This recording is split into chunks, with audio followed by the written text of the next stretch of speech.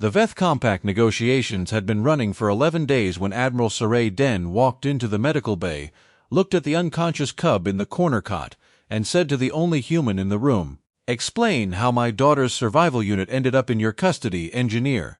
And choose your words carefully." Neven Arke set down the fluid calibrator. He had been awake for 31 hours. He probably looked it. "That," he said, "is going to take a while." It did. The official incident log for that period, filed under Compact Liaison Supplemental. Referencing contained 3 lines. Cub recovered. Medical intervention successful. No personnel casualties. What it did not contain, because no one had thought to ask the right questions at the time, was how a junior environmental systems engineer from a civilian contract firm had come to spend 42 hours alone with the heir to the Veth Admiralty, in a sealed corridor during a hull breach lockdown, singing to her in a language she had never heard, while everyone with actual authority was occupied trying to keep the station from tearing itself apart. That part came out later. Most things do. Neven Arke was 29 years old, and he was not supposed to be on Haldron Station at all. The original assignment had gone to his supervisor, a man named Forsyth who had 20 years of deep station environmental work and a voice that could fill a briefing room. Forsyth had caught something bacterial on the transit shuttle and been quarantined at the relay port. The contract firm, facing a penalty clause and a deadline, had sent Neven instead. He had 7 years of experience, a journeyman certification, and the particular quality of being available. He arrived on Haldron with a single equipment case, a temporary access badge, and the working assumption that he would spend 2 weeks recalibrating atmospheric processors on decks 7 through 11, file his report, and leave before anything interesting happened. Haldron Station was a joint facility, human-managed infrastructure, Veth political operations, and approximately 400 personnel from 11 different species arranged in a hierarchy that Neven did not fully understand and was not paid to understand.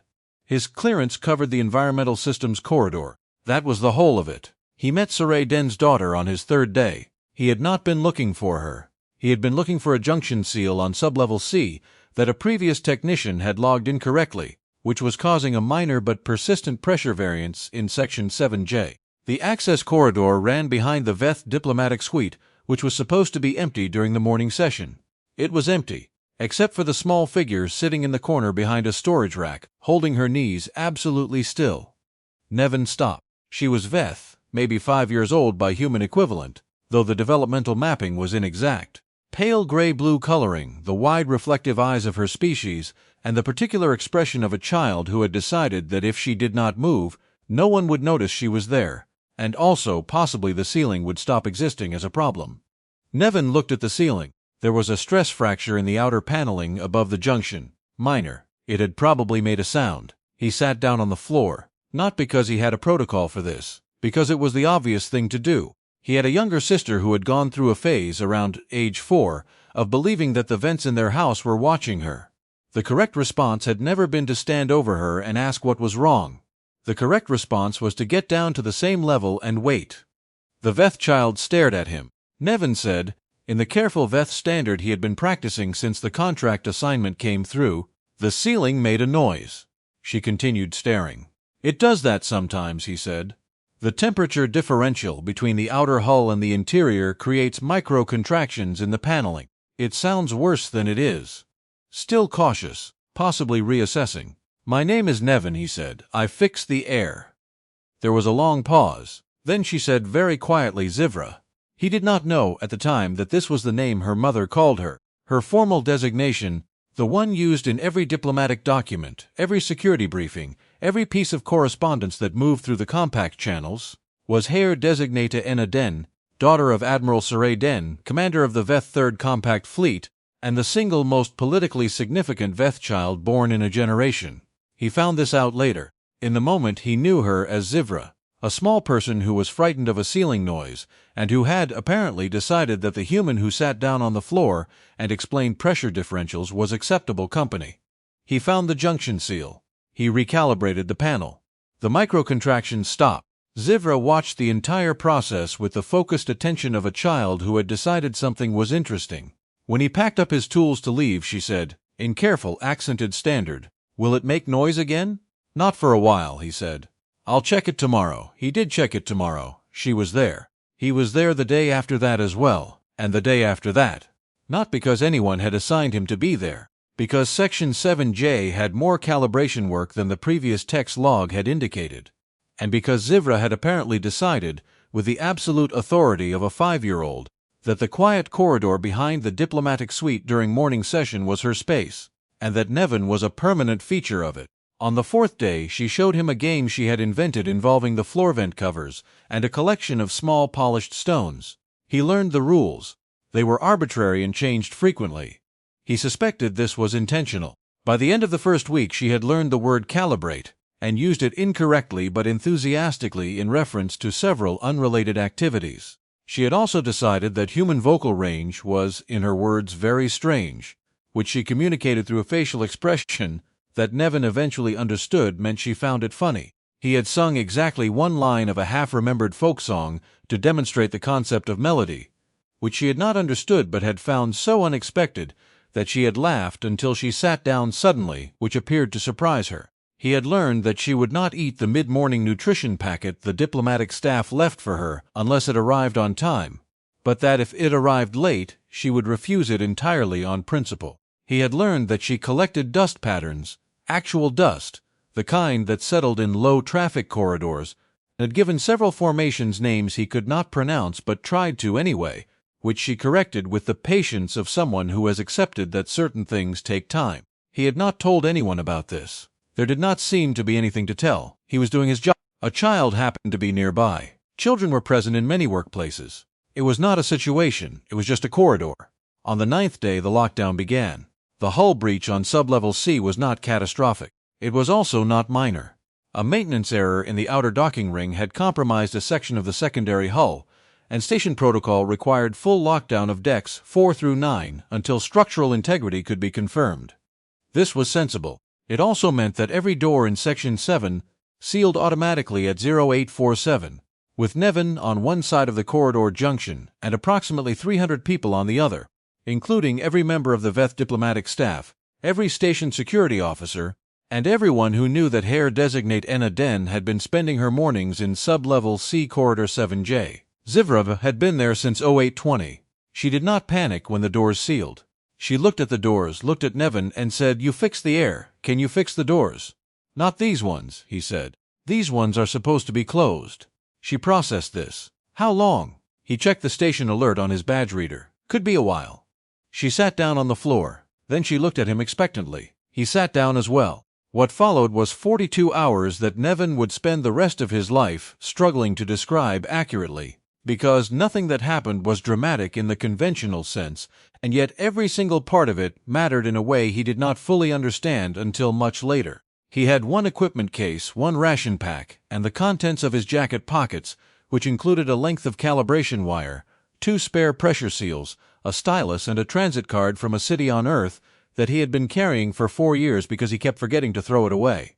Zivra had her stones. He checked the atmospheric readings every hour because that was habit, and because it gave him something accurate to report when the lockdown lifted. The readings were fine. Section 7J was sealed but stable. He taught her to make folded shapes from the paper backing of a spare pressure seal label. She taught him 2 more rounds of the stone game, including a variant she invented specifically because she was bored, which she explained in a mixture of standard and Veth that he followed about 60% of, and responded to seriously regardless. Because that was what you did. She got hungry around hour 6. He gave her half his ration pack. She inspected it for a long time, determined that it was acceptable, and ate it with the particular focused gravity of someone who has been told not to make a mess, and is taking this very seriously. Around hour 9 she started getting tired but would not say so, because she had apparently decided that saying so was not something she did.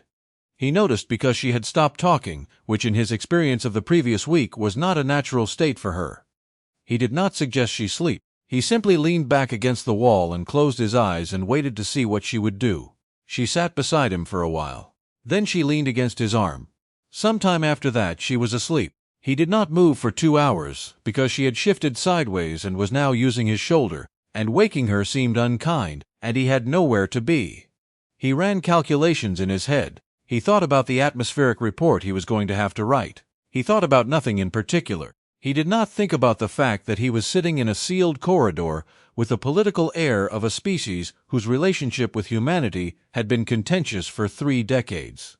That thought occurred to him later. In the moment, it was simply a tired child who had decided his shoulder was an acceptable surface, and the most useful thing he could do was hold still.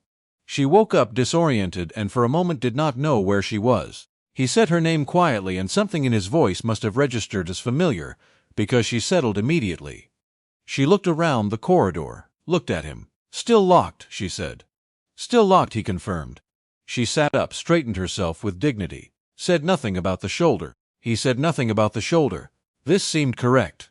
They spent the remaining hours playing increasingly elaborate versions of the stone game, recalibrating junction sensors that did not need recalibrating because it was something to do, and she found the process genuinely interesting, and establishing, through a long and involved conversation neither of them fully understood, that she had questions about Earth that he could answer approximately, and that he had questions about the Veth homeworld that she answered with the authority of someone who had been told about a place but not yet visited it. At hour 38 she taught him to count in Veth.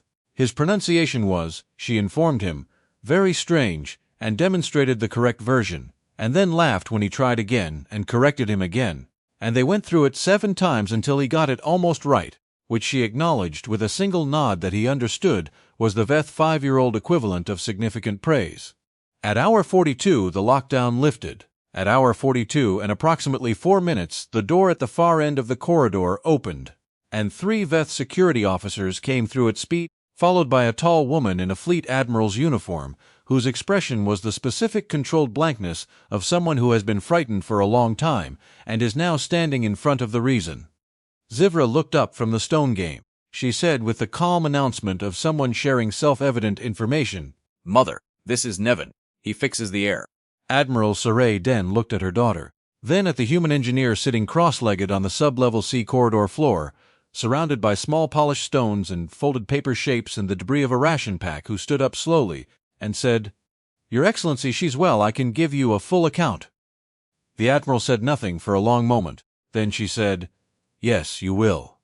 The debrief lasted 4 hours. Neven gave the full account. Atmospheric readings hourly. Food and rest, Zivra's condition throughout. The security chief asked most of the questions. He answered them accurately and without elaboration because accuracy was what was required. Admiral Den was present for all 4 hours. She asked very few questions. She listened. At the end, she said, "You had opportunities to use the emergency override and move to a populated section. The override would have required partial depressurization of the connecting corridor." Neven said, "I assessed the risk as higher than remaining in place. Section 7 was stable." She looked at him for a moment. "That's my job." Another pause. Then, "My daughter appears to be unhurt. She's well," he said. "Very capable. She handled the situation better than most adults would." Something in the Admiral's expression shifted. "Not much. Just enough." "You will remain on station," she said. "Your contract work will continue. I would like a further conversation when the situation has stabilized."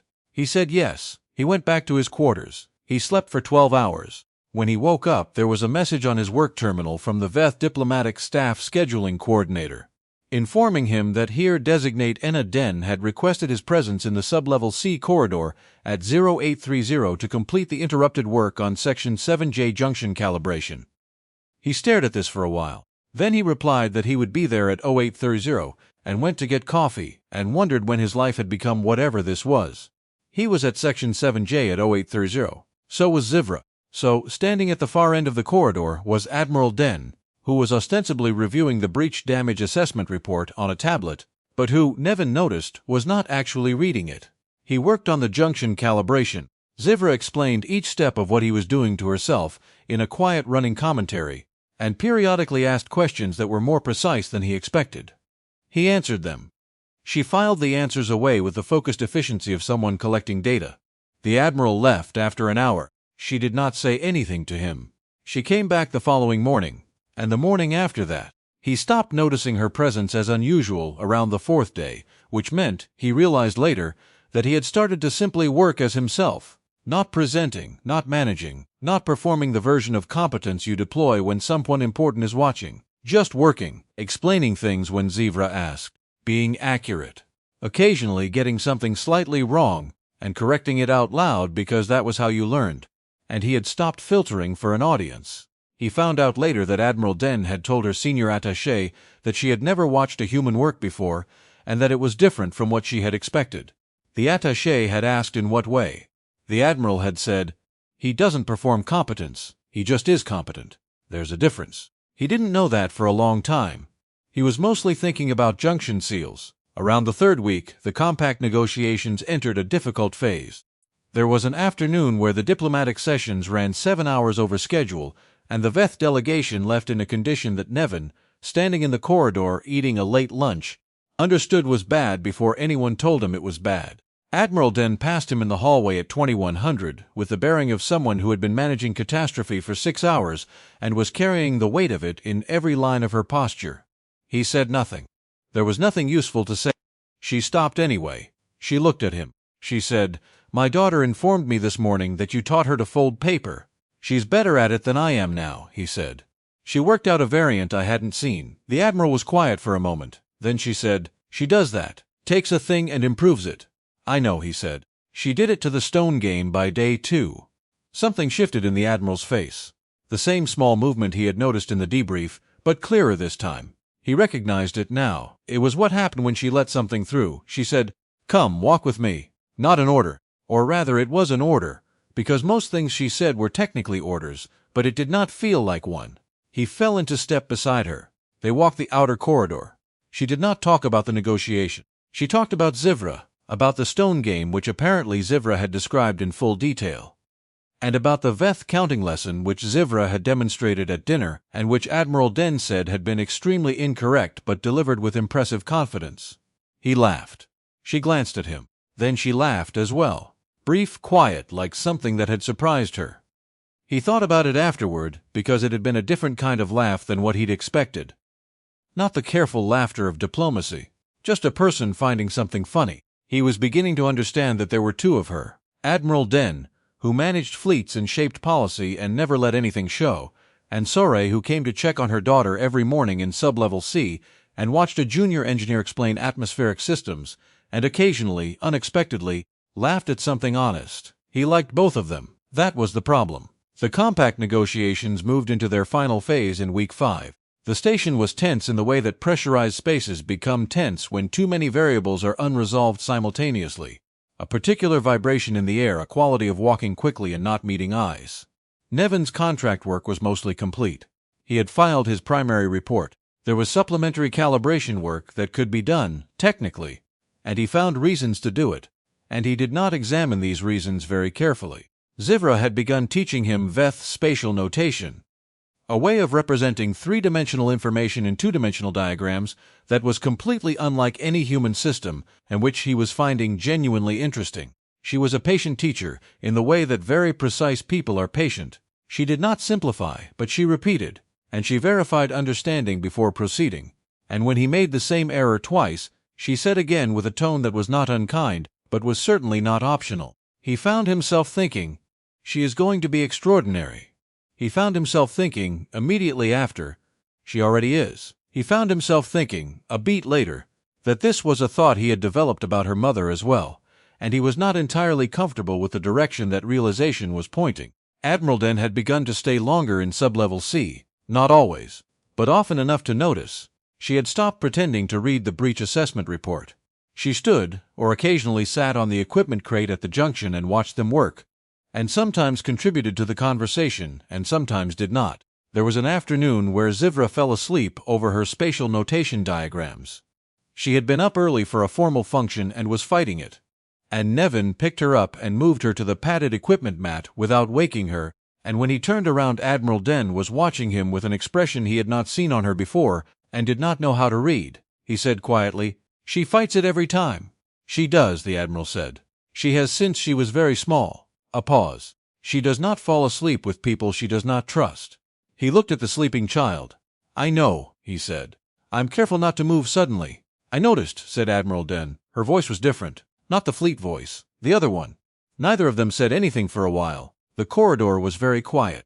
Then she said, "Your contract ends in 4 days," he said. "Yes," she said. "The supplementary calibration work. How long could it run?" He looked at her. She looked at him. If I were thorough, he said carefully, 3 weeks, maybe 4.